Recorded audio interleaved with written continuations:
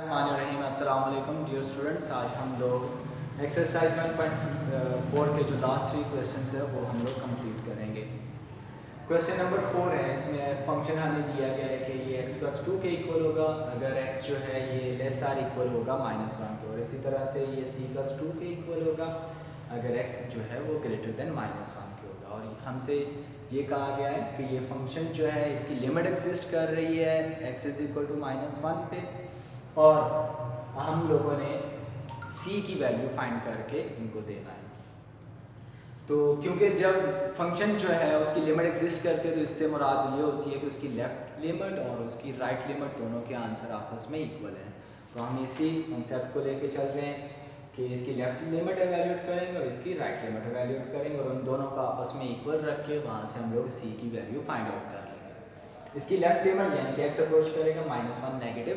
-1 negative से मुराद ये कि x जो है -1 से लेस है। x यहाँ पे देखें कि x जो है वो -1 से लेस होगा तो ये वाला फंक्शन चूज करें, तो इसलिए हम लोग यहाँ पे क्या लिख देंगे x प्लस 2। इसकी जगह पे x प्लस 2 लिखा, और यहाँ पे क्योंकि इसको यूज कर चुके तो इसके ऊपर अब हमने -1 नहीं लिखना। यहाँ पे हम लोग पुट करेंगे -1 यहाँ पे हम लोगों ने ये जो x अप्रोचेस टू -1 है ये इसमें इंसर्ट की, तो -1 प्लस 2 ये हमारे पास किसके इक्वल आ जाएगा, ये 1 के इक्वल आ जाएगा। अब इसी तरह से हम इसकी राइट लिमिट निकालेंगे यानी कि x अप्रोचेस टू 1 पॉजिटिव, इसका मतलब क्या है कि x जो है वो 1 से बड़ा है, -1 से बड़ा है x, तो इसके लिए कौन सा फंक्शन चूज करेंगे, c प्लस 2। तो हम लोगों ने यहाँ पे c प्लस 2 लिख दिया, और इस यहाँ पे ये जो 1 है इसके ऊपर हम लोग प्लस का साइन अब नहीं लिखेंगे क्योंकि हमने इसको यूज कर लिया। अब यहाँ पे x हमें कहीं पे नजर नहीं आ रहा,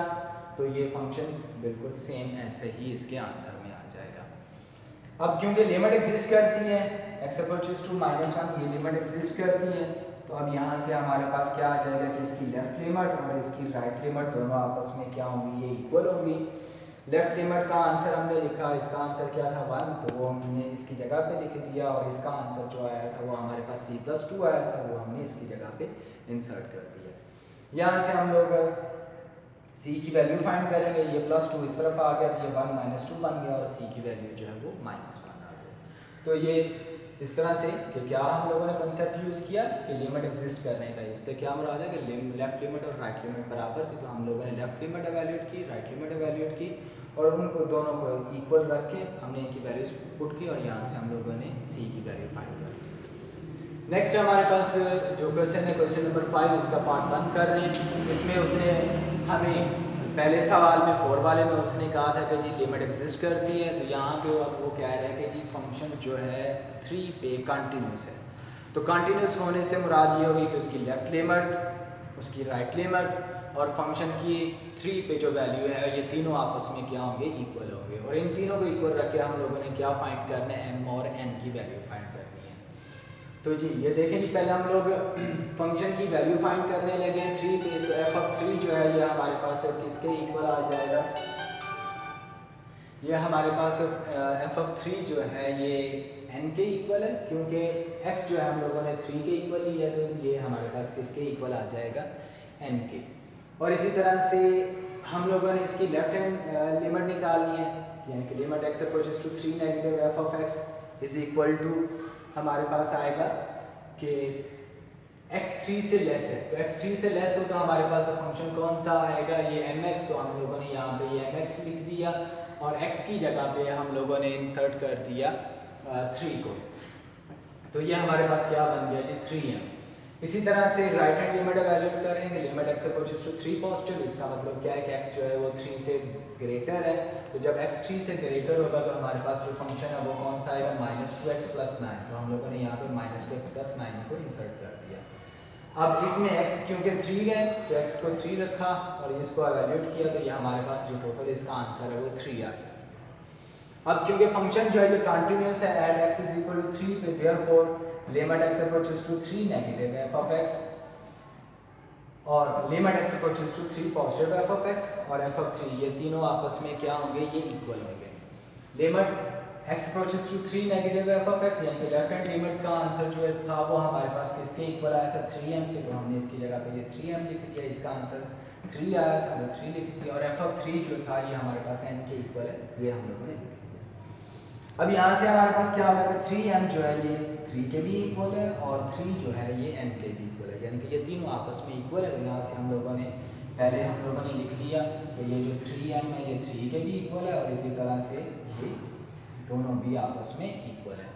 तो इनको आपस में इक्वल रख के हम लोग यहाँ से m और n की वैल्यू फाइंड कर लेंगे। यहाँ से 3m जो है 3 के इक्वल, तो m की वैल्यू 1 आ गई और ये n की वैल्यू तो पहले से लिख दी गई कि n की वैल्यू क्या आ गई हमारे पास 3 आ गई। अब क्वेश्चन नंबर 6 की तरफ बढ़ते हैं। क्वेश्चन नंबर 6 में उसने हमें फंक्शन दिया हुआ है कि ये कंटिन्यूअस है 2 पे और इसका आंसर जो है x प्लस, जब x इज इक्वल टू 2 होगा तो k आएगा, और जब x जो है ये 2 के इक्वल नहीं होगा तो ये वाला फंक्शन यहाँ पे इसका आंसर होगा। तो यहाँ पे अब देखेंगे, पहले हम लोग f ऑफ 2, यहाँ पे हम लोगों ने k की वैल्यू फाइंड करनी है, तो यहाँ पे भी लिमिट जो है वो फंक्शन जो है ये कंटिन्यूअस है 2 पे, तो उसके लिए क्या करेंगे हम लोग, सबसे पहले फंक्शन की वैल्यू फाइंड करेंगे 2 पे। तो फंक्शन की वैल्यू जो 2 पे है वो हमारे पास किसके बराबर आ जाएगी k के। जब हम x को 2 के बराबर रख रहे हैं तो x क्यूब पे जब 2 के बराबर होगा तो f ऑफ x किसके इक्वल होता है k के, तो इसका आंसर क्या आ जाएगा k। अब लिमिट इवैल्यूएट करते हैं। अब आप देखें जरा कि जब हम लोग लेफ्ट हैंड लिमिट लेंगे यानी कि x अप्रोचेस टू 2 नेगेटिव, यानी कि x जो है वो 2 से छोटा होगा, तब हमने कौन सा फंक्शन लेना है, तब भी हम लोगों ने ये फंक्शन लेना है, क्योंकि यहाँ पे क्या लिखा है कि जब भी x 2 के बराबर नहीं होगा हमने ये वाला फंक्शन लेना है। तो इसी तरह से जब हम लोग लिखेंगे कि x अप्रोचेस टू 2 पॉजिटिव, यानी कि x 2 से बड़ा है, तब भी हम लोग को यही फंक्शन लेंगे, क्योंकि यहाँ पे लिखा हुआ है कि x जब भी 2 के इक्वल नहीं होगा तो ये वाला फंक्शन लेना है। तो अब हमें